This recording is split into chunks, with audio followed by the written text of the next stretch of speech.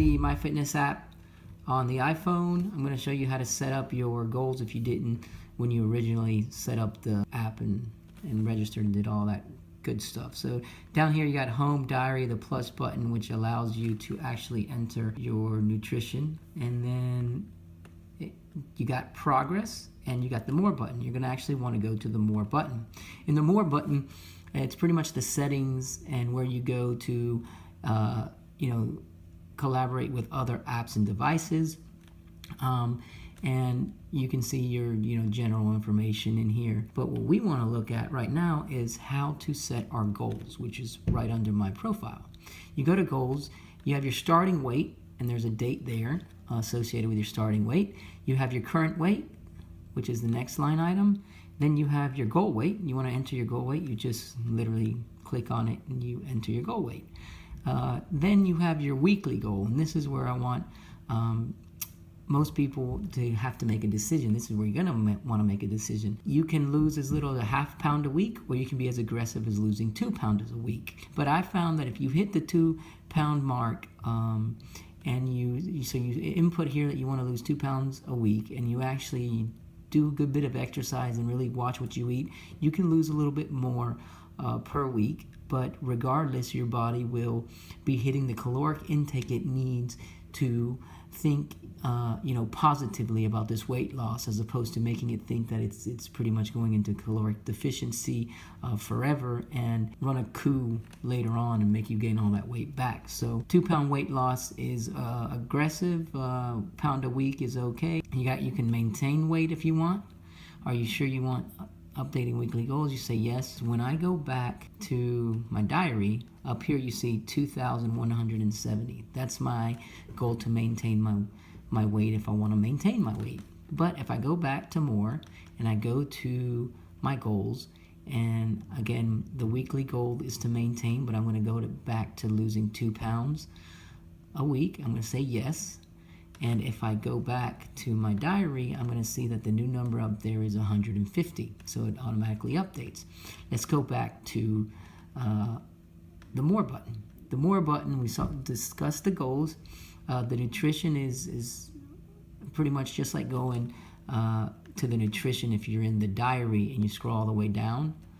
That's a quicker way to access your weekly nutrition, and we discussed that in the previous video, or if you haven't seen that, go check that out. So now, in terms of connecting MyFitnessPal and letting it talk to other apps that you may have on your phone, here's the list of them, and I believe that Fitbit, is actually one of them. Maybe Jawbone for the people that have Jawbone, So this will talk to Fitbit and push the information towards Fitbit. And it allows you to just enter your daily calories and stuff inside of MyFitnessPal. Let's go over here real quick to Fitbit, and you can see in my Fitbit app that all the information that I just entered, and it's even got the information from last Monday that I previously entered on MyFitnessPal is right here. So see that Wednesday I ate 2,200 calories, on Tuesday I ate 1,400 calories, on Monday I ate 15, and so on and so forth.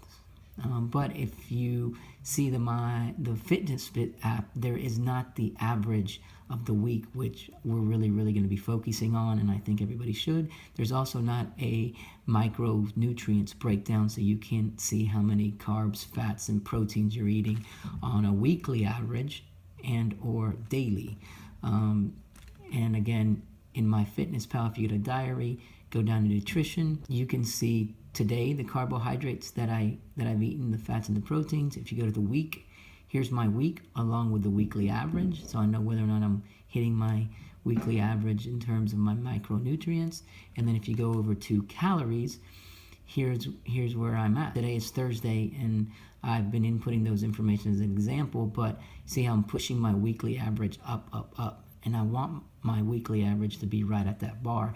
This is something that Fitbit does not offer, but if you enter everything into MyFitnessPal in terms of your nutrition, it does push it towards Fitbit, and then you can see your Fitbit dashboard and sort of utilize that the way you normally do anyways. So that's it. Remember, you got home, which shows you your feed and some blog articles that MyFitnessPal actually puts up on their site. You got the diary, which allows you to enter your information. You got the plus button, which also allows you to enter the info. One thing I want to show you guys real quick is pretty cool thing in the diary. At the top is, you see that we're entering for today.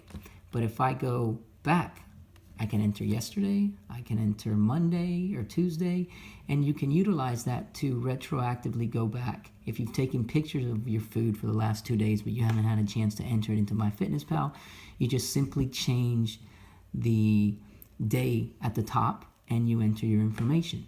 And if you are going to be awesome and you're planning out your entire week, you can go ahead and enter your entire week's info. Okay, and then you go down to nutrition, and you're going to see Friday and Saturday have nothing. But if I were to input something, it would change my average. So you'd be able to see your weekly average in advance. And then hopefully you stick to your plan. But if you don't, you just go back to whatever day, already had its food input, and you update that info with the actual food that you ate. In terms of deleting it, you go to the top left, you hit edit, and you can delete an entire meal. I'm going to delete these because I've been playing around, just showing you guys stuff. And you hit, and I'm going to hit delete.